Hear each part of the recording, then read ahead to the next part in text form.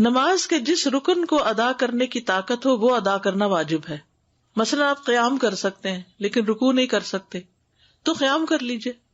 آپ قیام نہیں کر سکتے لیکن رکوع کر سکتے ہیں تو رکوع کر لیجئے.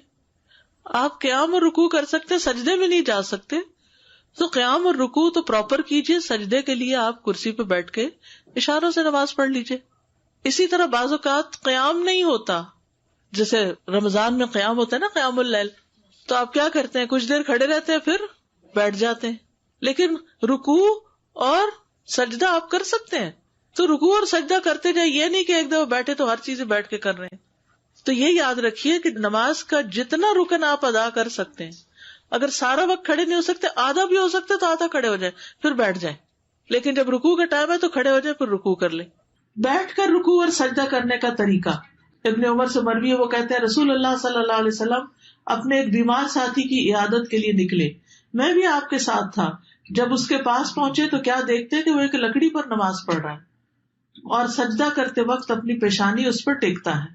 آپ صلی اللہ علیہ وسلم نے اس کی طرف اشارہ کیا تو اس نے لکڑی کو پھینک دیا اور اس نے تکیہ پکڑ لیا. تو رسول اللہ صلی اللہ علیہ وسلم نے فرمایا اس کو بھی ہٹا دو, یعنی تکیے کو. اگر تم استطاعت رکھتے تو زمین پہ سجدہ کرو, نہیں رکھتے تو اشارے سے پڑھو اور اپنے سجدوں کو اپنے رکوع سے زیادہ جھکاؤ. یعنی تکیے, تختے, کسی چیز پہ پڑھنے کی ضرورت نہیں, ٹیبل پہ کسی بھی چیز پہ سر رکھنے کی ضرورت نہیں. اور یہ حدیث یاد رکھیے. عبدالعزیز بن باز کہتے ہیں کہ زمین یا کرسی پر بیٹھ کر نماز ادا کرنے کے لیے واجب ہے کہ وہ سجدہ کرتے وقت اپنے رکوع سے زیادہ جھکے, بس یہ یاد رکھیے. لیکن سجدے کی حالت میں اس کے لیے واجب ہے کہ اگر استطاعت ہو تو زمین پر ہاتھ رکھے اور رکوع میں دونوں گھٹنوں پر, یعنی جیسے نیچے بیٹھ کے کوئی پڑھ رہا ہے تو رکوع کے وقت کیا کرے, گھٹنوں پر ہاتھ رکھ لے, اور سجدے کے وقت کیا کرے, زمین پر ہاتھ رکھ لے. لیکن کوئی لکڑی اور بینچ اور یہ کچھ بھی رکھنے کی ضرورت نہیں. اگر زمین تک نہیں جاتا تو جہاں تک ہاتھ انگلیاں لگتی ہیں تو اتنی لگا لے تاکہ رکوع اور سجدے میں اشارے میں فرق ہو. لیکن اگر استطاعت نہ ہو تو اپنے ہاتھ گھٹنوں پر ہی رکھے, جیسا کہ نبی صلی اللہ علیہ وسلم سے ثابت ہے کہ مجھے 7 ہڈیوں پر سجدہ کرنے کا حکم دیا گیا ہے. پیشانی, اور آپ نے ناک کی طرف اشارہ کیا, دونوں ہاتھ, دونوں گھٹنے اور پاؤں کی انگلیاں. اور جو شخص ایسا کرنے سے عاجز ہو اور کرسی پر بیٹھ کر نماز ادا کرے تو اس میں کوئی حرج نہیں. یعنی زمین پہ نہیں بیٹھ سکتا تو کیا کرے, کرسی میں بیٹھ جائے. فاتقوا اللہ ما استطعتم. نبی صلی اللہ علیہ وسلم نے فرمایا اذا امرتکم بامر فاتوا منہ ما استطعتم. جب میں تمہیں کسی چیز کا حکم دوں تو تم اپنی استطاعت کے مطابق اس پر عمل کرو. رکوع اور سجود میں کمر جھکانے کا طریقہ. اگر کوئی شخص کمر جھکا نہیں سکتا, بعض لوگوں کی بیک کی سرجری ہوتی ہے, جھکا ہی نہیں سکتے, تو وہ سر جھکا لے, گردن ہی جھکا لے. اور اگر اس کی کمان کی طرح پہلے سے ہی دوہری ہو تو ایسا لگتا ہے کہ رکوع کی حالت میں ہے, تو جب وہ رکوع کا ارادہ کرے تو تھوڑا اور جھکے. بعض لوگوں کا کب نکل جاتا ہے نا, کبڑا جیسے ہوتا ہے, اس کی کمر پہلے ہی ایسے ہے, تو وہ کیا کرے, تھوڑا سا اور سر جھکا لے. پھر سجدے کی حالت میں جتنا اس کے لیے ممکن ہو اپنے چہرے کو زمین کی طرف اور زیادہ قریب کرے, جتنا ممکن ہو نیچے تک جائے سجدے میں. یاد رکھیے کرسی پر بھی بیٹھے ہوئے جتنا آپ جھک سکیں جھکتے جائیں. اب صف میں کرسی رکھنے کا طریقہ. کرسی کو صف میں رکھنے کے متعلق علماء نے بیان کیا کہ جو شخص بیٹھ کر نماز ادا کرتا ہے اس کے لیے اس کی پشت معتبر ہوگی, چنانچہ نہ تو وہ صف سے آگے ہو نہ پیچھے ہو. مقعد وہ حصہ ہے جس پر جسم کا انحصار ہے, یعنی کرسی اس طرح رکھے کہ لائن میں اس کے کندھے دوسروں کے ساتھ لگ رہے ہوں, پاؤں نہیں. کیا رکھے, کندھے, سر یہ برابر ہونا چاہیے.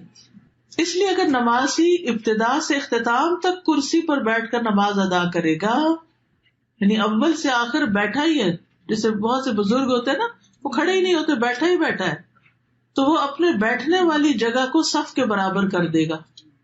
یعنی یہ جگہ صف کے برابر ہو جائے گی اور پاؤں کہاں ہوں گے, آگے نکلے ہوئے ہوں گے.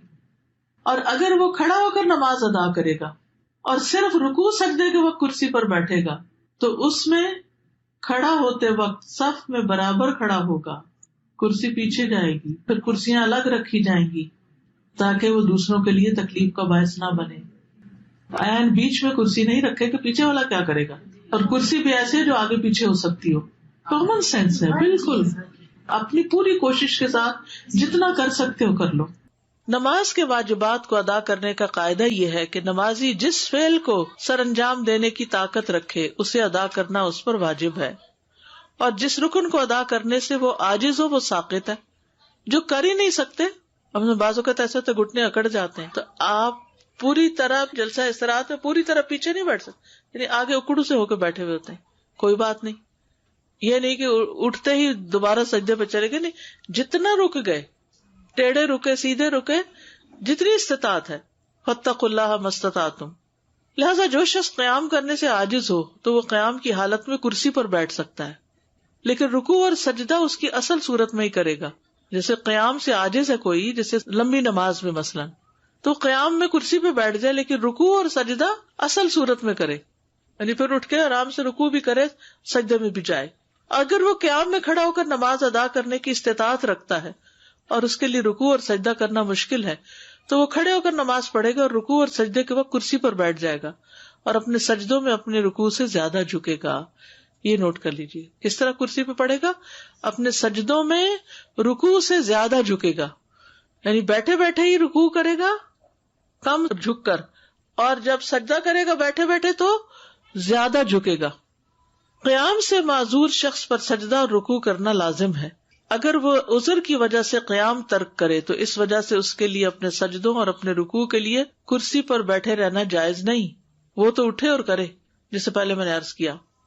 علقمہ بن وقاص سے روایت ہے، انہوں نے کہا، میں نے عائشہ رضی اللہ تعالی عنہا سے پوچھا، جب رسول اللہ صلی اللہ علیہ وسلم بیٹھ کر 2 رکعتیں پڑھتے تو کیا کرتے تھے؟ جب بیٹھ کے نماز پڑھتے تھے تو کیا کرتے تھے؟ انہوں نے جواب دیا، آپ ان میں قرات کرتے رہتے، جب رکوع کرنے کا ارادہ کرتے تو کھڑے ہو جاتے، پھر رکوع کرتے تھے، یعنی قیام میں بیٹھ جاتے لیکن رکوع کے وقت پھر کھڑے ہو جاتے۔ سمجھ آ گئی بات؟ اوکے۔ سجدہ اور رکوع سے معذور شخص پر قیام کرنا لازم ہے، یعنی اگر کوئی شخص کھڑا تو ہو سکتا ہے لیکن رکوع اور سجدے میں نہیں جا پاتا تو کم از کم قیام ضرور کرے۔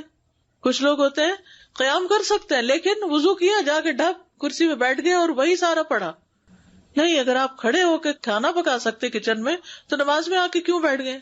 پھر وہ کبھی کہتے ہیں کہ ہمارے لیے بیٹھنا اٹھنا مشکل تو ہے لیکن اجر بھی ہے، صبح فجر کے وقت بیڈ سے بھی تو اٹھتے ہیں نا ہم۔ پھر اسی طرح یہ ہے کہ کرسی کو پکڑ کے اٹھ جائے اگر ویسے نہیں اٹھ سکتے، ویسے بھی تو نماز کے لیے ٹیک لگا کے اٹھتے ہیں نا ہاتھوں کی، ٹھیک ہے نا؟ تو فاتقوا اللہ ما استطعتم، جتنی استطاعت ہے اتنا کام کرتے جاؤ۔ اگر وہ رکوع اور سجدہ اصل صورت میں ادا کرنے سے معذور ہے تو اس وجہ سے اس کا قیام کو چھوڑنا اور حالت قیام میں کرسی پر بیٹھنا جائز نہیں۔ کچھ قیام بیٹھ کر، کچھ قیام کھڑے ہو کر کرنے کی اجازت ہے۔ حضرت عائشہ کہتی ہے کہ رسول اللہ صلی اللہ علیہ وسلم بیٹھ کر بھی نماز پڑھتے تھے، آپ بیٹھے ہوئے قرات فرماتے، جب آپ کی قرات سے اتنا حصہ بچ جاتا جتنی 30 یا 40 آیتیں ہوتی ہیں تو آپ کھڑے ہو جاتے اور کھڑے ہو کر ان کی قرات فرماتے، پھر رکوع کرتے، پھر سجدہ کرتے، پھر دوسری رکعت میں بھی ایسا ہی کرتے۔ سہارا لے کے نماز پڑھنے کی اجازت، کرسی کا سہارا یا پھر کوئی ستون کا سہارا، دیوار کا سہارا۔ رسول اللہ صلی اللہ علیہ وسلم جب بڑی عمر کے ہو گئے اور جسم کچھ بھاری ہو گیا تو اپنی جائے نماز کے پاس آپ نے ایک ستون بنا لیا، آپ اس کا سہارا لے کر نماز پڑھتے تھے۔ جو قیام نہ کر سکے وہ بیٹھ کر نماز پڑھ لے، جو قیام نہ کر سکے وہ بیٹھ کے نماز پڑھ لے۔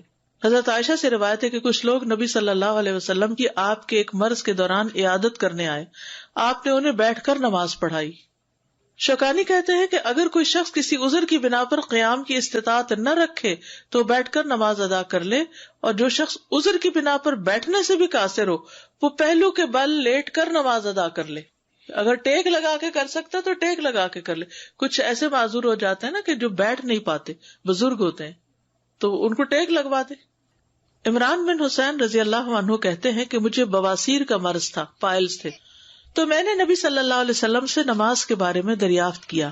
آپ نے فرمایا، کھڑے ہو کر نماز پڑھو، اگر تمہیں اس کی بھی طاقت نہ ہو تو بیٹھ کر ادا کرو، اور اگر اس کی بھی طاقت نہ ہو تو پہلو کے بل لیٹ کر پڑھ لو، یعنی کرسی پہ نہیں بیٹھ سکتے، چارپائی پہ نہیں بیٹھ سکتے تو لیٹ جاؤ، سائڈ پہ پڑھ لو۔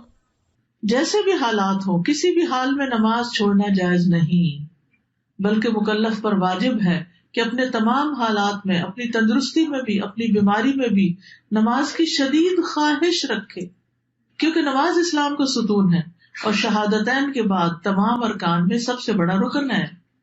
کسی مسلمان آدمی کے لیے فرض نماز کو چھوڑنا جائز نہیں. سبحانک اللہم و بحمدک اشہد ان لا الہ الا انت استغفرک و اتوب الیک.